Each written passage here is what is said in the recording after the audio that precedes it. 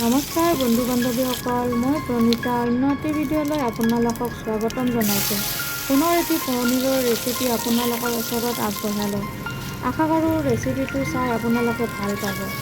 মই আজি যিটো ৰেচিপি বনাইছোঁ নহয়, একো লাইনত বনোৱা নাই, চব উল্টা পুল্টা কৰি বনাইছোঁ। টাইম নাই হাতত, এইকাৰণে মই বোলো এনেকৈ আজি বনাই কিনে খাওঁচোন কি হয় চাওঁ। খাবতো লাগিবই, মুখেৰে যাব, পেটত থাকিব, গতিকে ইমান আৰু জুতি কৰাৰ কি দৰকাৰ হয়নে নহয় কওকচোন। প্ৰথমতে মই শুকান জিৰা দুটামান তেলত চম্ভাৰ দি আলুখিনি ধুনীয়াকৈ ভাজি লৈছোঁ দেই। তাৰপিছত আলুখিনি ভজা হোৱাৰ পিছত মই মছলা যেনেকৈ ধৰি লওক পিঁয়াজ, আদা, নহৰু এইখিনিৰ এটা পেষ্ট বনাই কিনে মছলাখিনি আলুৰ লগত ভাজি লৈছোঁ। আলুৰ লগত ভাজি লোৱাৰ পিছত মই পানী অকণমান দিছোঁ যাতে আলুখিনি আৰু মছলাখিনি ভাল কৰি মিক্স হৈ যায়। তাৰপিছত মই এটা আৰু মছলা বনাই থৈছিলোঁ, সেইটো হৈছে জিৰা দুটামান, ধনিয়াৰ গুটি দুটামান আৰু গৰম মছলা যেনেকৈ ধৰি লওক লং, ইলাইচি আৰু শুকান জলকীয়া দুটামান দি এটা পেষ্ট বনাইছিলোঁ।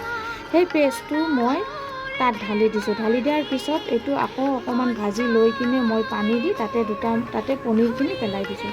পনীৰখিনি পেলাই দিয়াৰ পিছত দুটামান উতল অহাৰ পাছত মোৰ ৰেচিপি ৰেডি। আপোনালোকে কেনে পালে জনাবচোন।